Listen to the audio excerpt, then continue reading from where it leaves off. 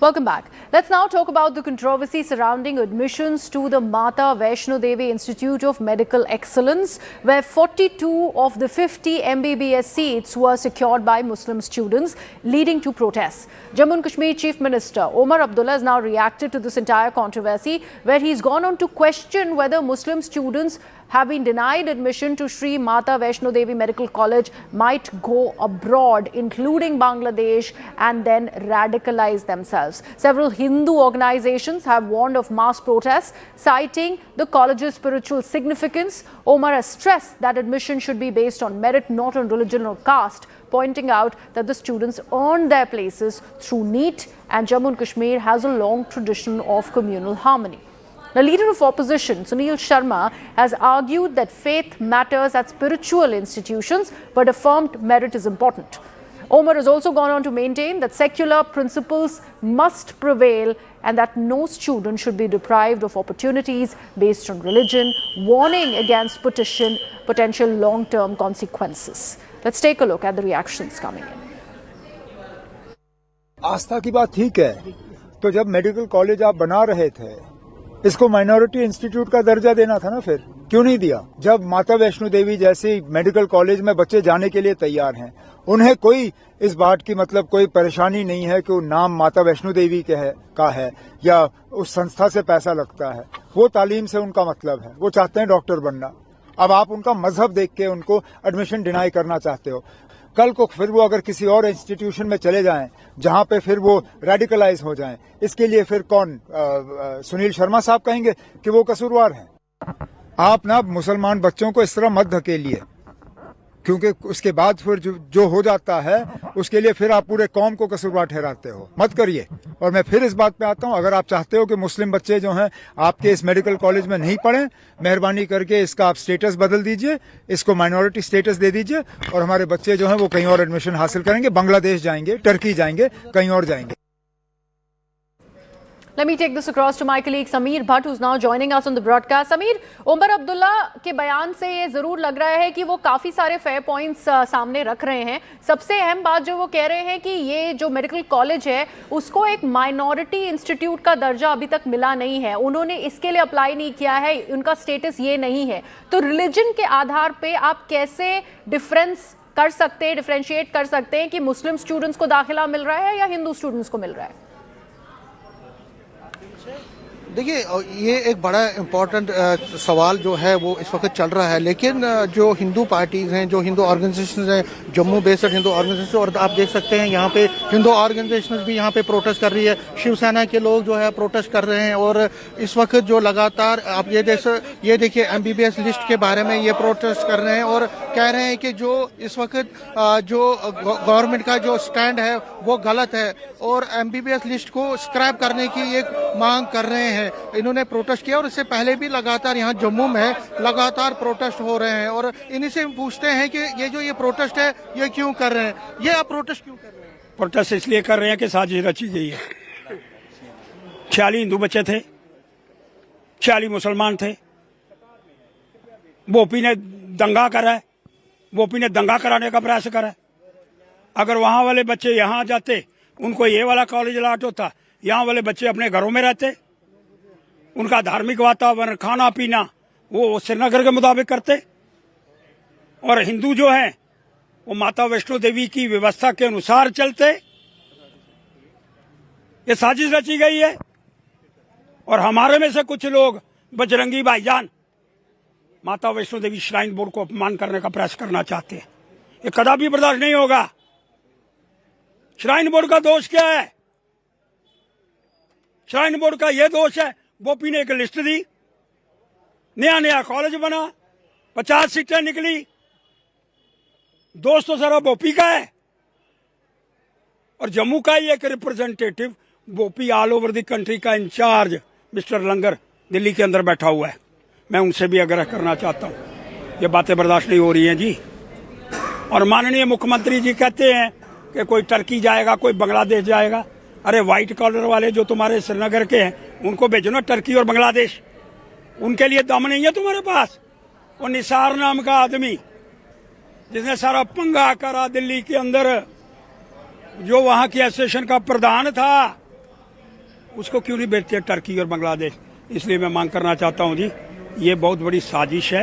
Anti corruption bureau के माध्यम से इसकी इंक्वायरी होनी चाहिए, इन लोगों को पकड़ करके अंदर करना चाहिए। तो देख सकते हैं कि ये इंक्वायरी की मांग कर रहे हैं और लगातार अगर हम जम्मू की बात करें तो जम्मू में किस चीज की इंक्वायरी की मांग कर रहे हैं? श्राइन बोर्ड का क्या कहना है? देखिए, श्राइन बोर्ड जो अपनी तरफ से बात ये कह रहा है कि हमने जो एक प्रोसेस था उसको हमने अडॉप्ट किया, लेकिन हमारे साथ जो कोऑर्डिनेशन थी जो हायर डिपार्टमेंट्स की, वो बिल्कुल भी ठीक नहीं थी। लेकिन श्राइन बोर्ड है वो अपनी तरफ से ये कह रहा है कि हम एक प्रोसेस के साथ चलेंगे और आगे के जो कदम है वो इस तरह से उठाए जाएंगे कि किसी के रिलीजियस सेंटिमेंट्स को हर्ट ना हो। और लेकिन जिस तरह से ये बवाल मचा है, अब जो डिमांड ये है हिंदू ऑर्गेनाइजेशंस की, बीजेपी की, कि ये जो बच्चे हैं इनको कहीं और एडजस्ट किया जाए, उनको और कहीं जगह पे एडमिशन दिया जाए। तो ऐसी खबरें भी आ रही हैं कि उनको कहीं और जगह पे भी एडजस्ट किया जा सकता है। और इस जगह जो यूनिवर्सिटी है, जो माता वैष्णो देवी की यूनिवर्सिटी है, उसको एक आगे चल के ऐसी नौबत ना आए, ऐसी सिचुएशन इमर्ज ना हो, उसके लिए सारी जो प्रबंध है, सारे अरेंजमेंट्स किए जा सकते हैं। तो फिलहाल लेकिन जब तक वो नहीं होता है तब तक यहाँ पे प्रोटेस्ट जारी है। और जम्मू की बात करें तो जम्मू में out of 50 MBBS students, the 42 who made the cut through NEET turned out to be Muslims, and that is what the protest is all about. However, we'd like to underline that this particular institute still doesn't have a minority institute status, and that is something that is becoming a bone of contention. The Shrine Board will go back on the stance or not. Will they apply for a minority institute status is for something that we are watching out for. But right now, let's take a look at some more reactions that are coming in. तुर्की और बांग्लादेश ये इसलिए कह रहे थे, मैंने जब उनसे ये पूछा था कि एलओपी साहब ये कह रहे हैं, तो वो कह रहे हैं कि वो जाएंगे कहाँ?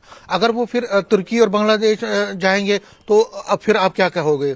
ऑब्वियसली वो कह रहे थे कि वहां रेडिकलाइजेशन हो सकती है, इसलिए वो वहां जा सकते हैं। तो आपको यहाँ पे उनके लिए, आपके लिए अनंतनाग कॉलेज है, आपके लिए राजौरी कॉलेज है, आपके लिए कठवा कॉलेज है, आपके लिए मेडिकल कॉलेज जम्मू है, आपके लिए स्किम्स है। माता वैष्णो देवी की 50 सीट्स ही आपके लिए हैं क्या? इसके अतिरिक्त और कोई कॉलेज ही नहीं है क्या? आप टर्की क्यों भेज रहे हैं? आप बांग्लादेश क्यों भेज रहे हैं? यहाँ पे 10 कॉलेजेस हैं, दीजिए ना। कौन रोक रहा है? रोक रहा है क्या? मतलब मुझे समझ ही नहीं आ रहा है किस तरीके से इसको पेश किया जा रहा है। मैं अपनी सुविधा के लिए ये पेश कर रहा हूं कि नहीं, कहां जाएंगे, क्यों नहीं जाएंगे? इतनी सीट्स यहाँ पे है, 1000 के आसपास आपके पास सीट्स हैं। आप उन 42 बच्चों के लिए सिर्फ माता वैष्णो देवी ही बची है क्या?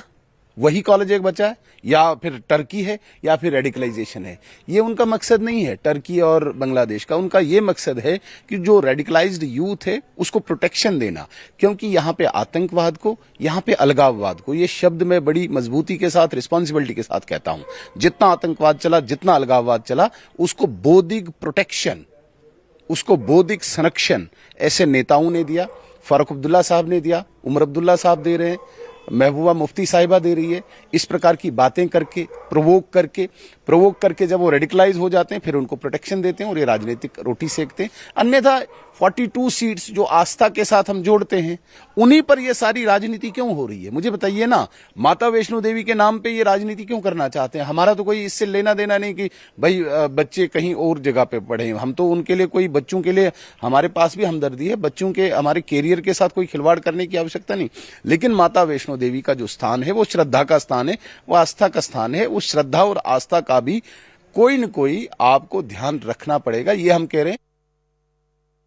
ये जो जम्मू श्राइन बोर्ड माता हॉस्पिटल के बीच में ये भेदभाव पूर्ण नीति अपना रहे हैं, उसे जो है सही दुरुस्त किया जाए। अगर पैसा सनातन धर्म के लोगों का लग रहा है तो उसमें बच्चे भी उन्हीं को फायदा मिले। हमारा किसी कम्युनिटी के प्रति कोई रोष नहीं है। हम अपनी बात रख रहे हैं, हम अपने हक मांग रहे हैं कि हमें जो है हमारे बच्चों के साथ में अन्याय ना हो। सुनील जी, उमर अब्दुल्ला पे आपने कहा कि वो पॉलिटिसाइज कर रहे हैं इस सिचुएशन को, हालांकि जो ये मामला है ये कुछ दिनों में सुलझा लिया जाएगा। देखें, उमर साहब समाज को बीच में से तोड़ने की कोशिश कर रहे हैं। वो इस सारे मसले को हिंदू मुसलमान मसला बनाना चाहते हैं। मुसलमान समुदाय को भड़काने की कोशिश है और हिंदू समाज को डराने की कोशिश है। भारतीय जनता पार्टी दोनों समाजों को इकट्ठा रखना चाहती है, इकट्ठा लेके आगे चलना चाहती है। हम इस मसले का समाधान वैसा निकालेंगे कि जिससे हिंदू समाज जो है उसकी भावनाएं जो हैं वो भी आहत ना हो और मुस्लिम समाज के बच्चे जिनको राइट मिले हैं उनके राइट भी खत्म ना हो। बांग्लादेश और टर्की की बात की कि हमारे बच्चे जो मुस्लिम हैं फिर वहीं जाएंगे। क्यों उमर को बांग्लादेश और तुर्की याद आता है? बांग्लादेश और तुर्की कौन है? उनका भारत के साथ संबंध क्या है? आप भारत के जो शत्रु हैं उनको याद करते हो? क्या ये चीफ मिनिस्टर जम्मू कश्मीर का बयान है? क्या ऐसे चीफ मिनिस्टर का बयान है जिसने कॉन्स्टिट्यूशन के अंडर जो है ओथ ली है? अब ये सोचने की बात है कि कब तक हम इस तरह के चीफ मिनिस्टर को बर्दाश्त करेंगे, किस तरह से हम इतनी मानसिकता, इस तरह की मानसिकता को जम्मू कश्मीर बर्दाश्त क्या लगती है आपको उनकी कि कहीं न कहीं जो है डिवाइड पैदा करना सोसाइटी में? 100%। उमर साहब की प्रॉब्लम यह है कि अपनी पार्टी की इंटरनल इश्यूज के छुपाने के लिए पिछले कुछ दिनों में आपने देखा कि उनकी पार्टी में जो उनको लगता है कि इस तरह बात करने से जो है वो ध्यान भटका सकते हैं, वो भटकने वाला नहीं है।